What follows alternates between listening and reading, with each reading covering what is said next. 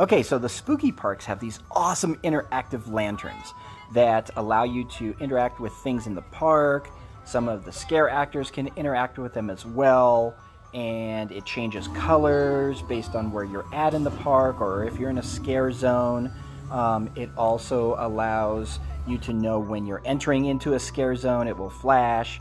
So it's really cool, but one thing is, when I bought it, the lady at the counter said, and when you take it home, it's an awesome light. And I'm like, well, I don't want it to just be a light that's on when it's doing all this cool stuff in the park, so I decided to modify mine. All right, so I have taken apart the interactive lantern, and it basically consists of these two halves. This is the battery compartment where the three AA's are at, and you can see the wire that's coming off of the switch that you press to make things happen. And then it's got some additional wiring that goes up the side, and that basically goes over to the electronics, to the PCB, also to a couple haptic motors that are a little, offset, and that's what makes it vibrate. So anyways, as far as those electronics goes, there's two things. The top piece is your infrared transmitter and receiver. So you can see both of those, and it's got one on each side. And then the bottom PCB looks like that. There's your lights that shine down from the top. Those are the LEDs that change colors and whatnot. And then, of course, all the electronics. I believe that's might be an antenna.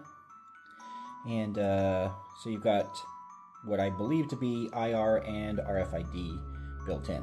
So that's how it works, and it's really cool. Definitely recommend it. But the problem is that when you get it home, you've got nothing more than a light.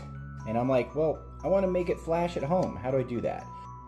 So I bought these things off Amazon, and I'll put a link in the description. And essentially, it's just a multicolored light, flashes, and it has a remote. But even better, these things run off of three AA's, which happens to run off three AA's. So what I'm going to do is take this apart and put this in the globe, replacing that had the LEDs on it, and then I'm just going to wire up the three batteries to this compartment, and I've got a lantern that I can flash and change colors with a remote control at home. How cool is that? Alright, so I unscrewed the top of that, and that's literally all it is. It's just that board. And it looks like the way it's held on to the enclosure is just through the solder points of the positive and the negative terminals there, which go into the battery compartment. So I'm going to desolder that point, and this board, I think, should just come right off.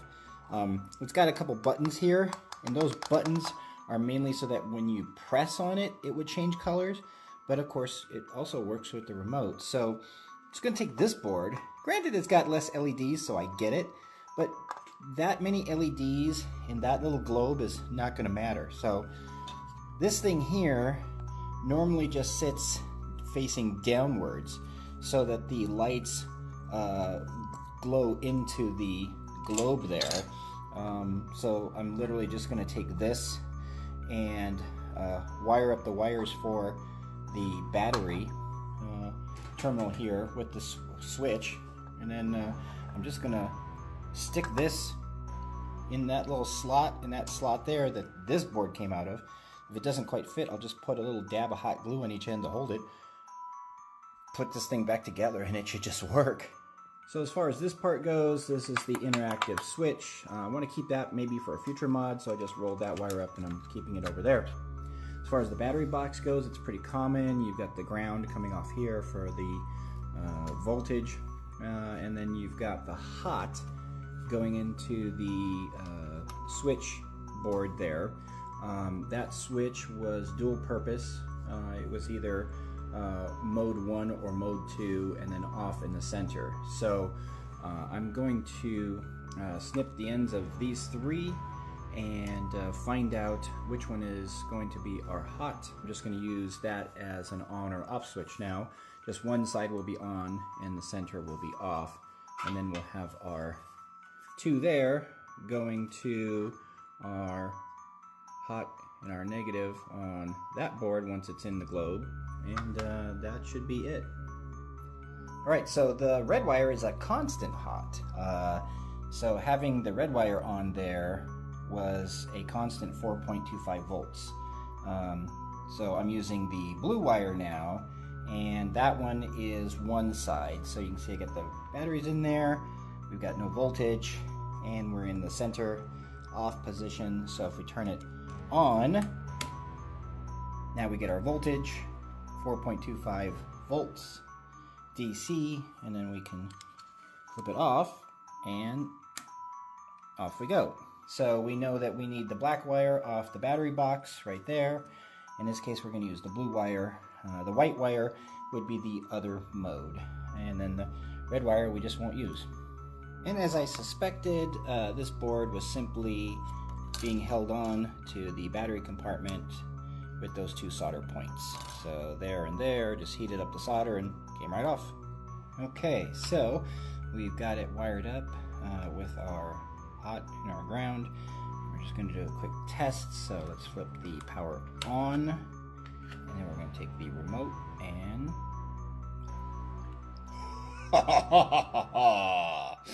look at that. So that's what's going to be happening inside of the globe now when it's at home. And then I can just turn it off that way, and if I want to save the battery power, I can just flip it off. And of course now pressing the button doesn't do anything. Okay, so I've got the globe upside down because we're going to be gluing on the top side facing down. And you see that little kind of lip right there?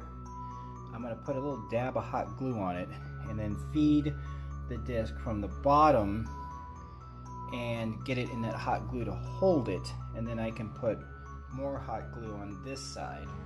Alright, so there it is. That's the finished lantern with the remote control. We can do off and on, we can do red, green, and blue. We can cycle through all of the colors independently and just leave it on a specific color, so that's awesome. And then of course the interactive stuff, the flashing is really awesome. They did a good job on that. We can make it flash all the colors fast.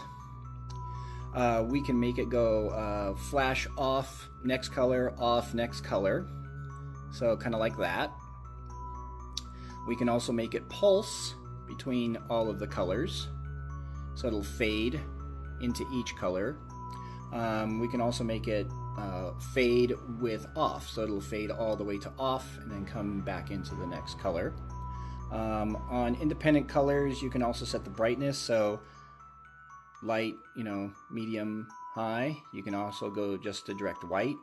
You do have timer functionality here as well, so 1 minute, 2 minute, 12 hours, and of course you can just turn it off or back on. And then it has this play button. I'm not really sure what that does.